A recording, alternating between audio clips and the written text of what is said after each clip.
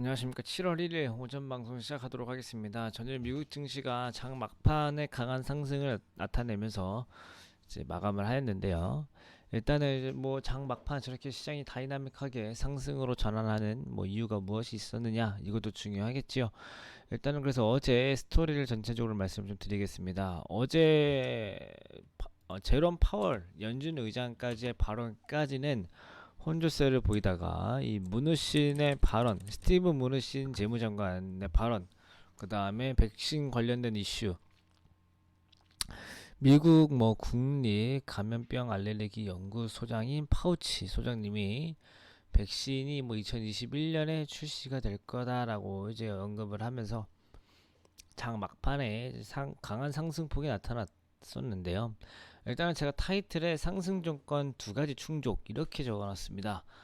일단 그 두 가지가 무엇을 의미하냐라고 하면은 예전에 코로나 때문에 증시가 급락했을 때 있죠. 3개월 전에 이제 그때 제가 말씀드렸던 두 가지 시장의 상승 조건이 필요하다라고 말씀을 드렸습니다. 첫 번째 추가 경기 부양 정책, 그 다음에 코로나 치료제 및 백신.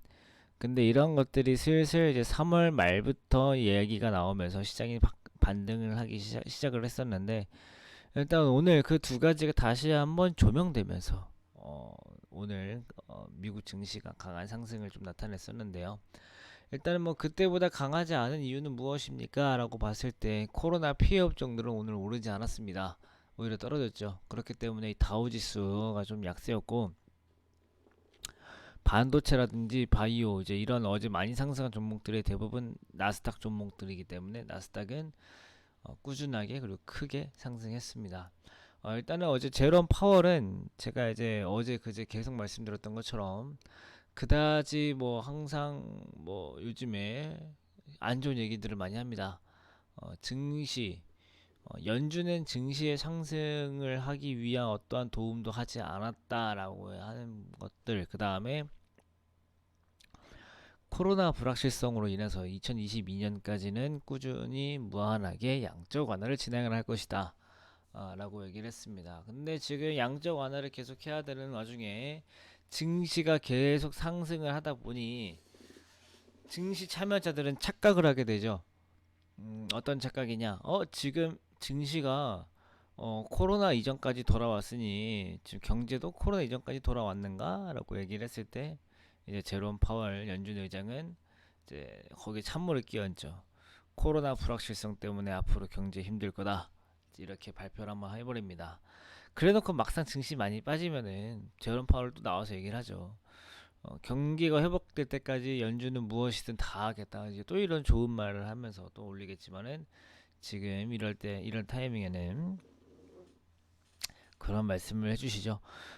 그리고 이제 제롬 파월 발언 이후에 이제 스티브 무누신 재무장관이 이제 나와서 발언을 했는데, 일단은 추가 경기 부양 정책에 대한 필요성을 이제 얘기를 했고요.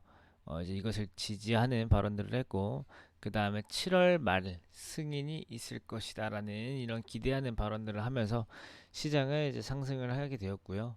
그 다음에 이제 파우치 감염병 연구소장이 2021년 초 백신이 출시될 거다. 한 6개월 정도 남았죠. 6, 8개월 남았는데 이제 그런 백신을 언급하자 바이오 업종들을 포함해서 지수가 전반적으로 상승을 좀 했습니다.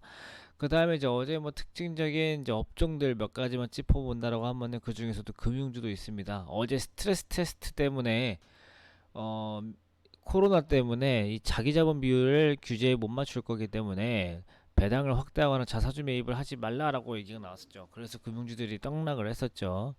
근데 배당금 확대를 못 하겠지만 적어도 축소하진 않고 유지는 하겠습니다라고 이제 금융주들에서 발표를 하면서 반등이 나왔고, 그 다음에 마이크론 어제 우리 시장에 반영되었던 뉴스죠. 이거는 반도체가 그래서 상승을 했고, 그 다음에 이제 테슬라가 2분기 실적이 좋을 거다라고 얘기를 하면 실제로 테슬라 2분기 실적 좋을 것 같습니다. 요즘 길거리에 테슬라 많죠.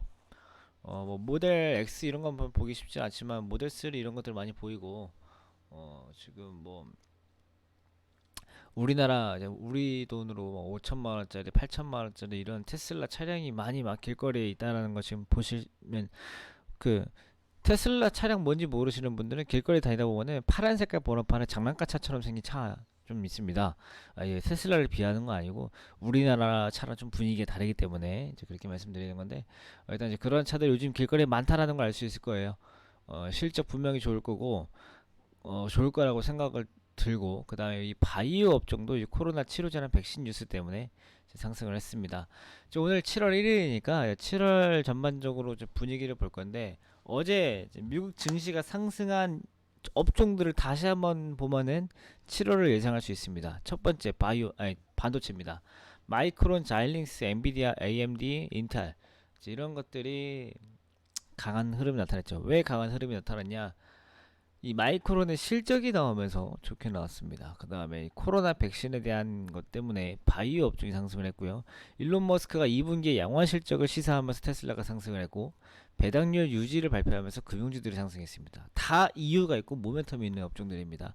막연하게 코로나 확진자가 줄어서, 확진자가 뭐 불확실성이 줄어들어서, 뭐 미중 무역 분쟁 불확실성이 줄어들어서 이런 뜬구름 잡는 얘기가 아니고, 뭔가 이제 업종별로 이제 뉴스가 있는 소식들이 있는 종목들이 업종들이 올랐고, 그렇다 그 이외에 뭐 뉴스가 없었던, 오히려 악재라고 하면 악재죠. 코로나 확진자 수 계속 나온다라는 거, 그런 것 때문에 이제 코로나 피해 업종들은 전체적으로 하락하는 모습들이 나타났습니다.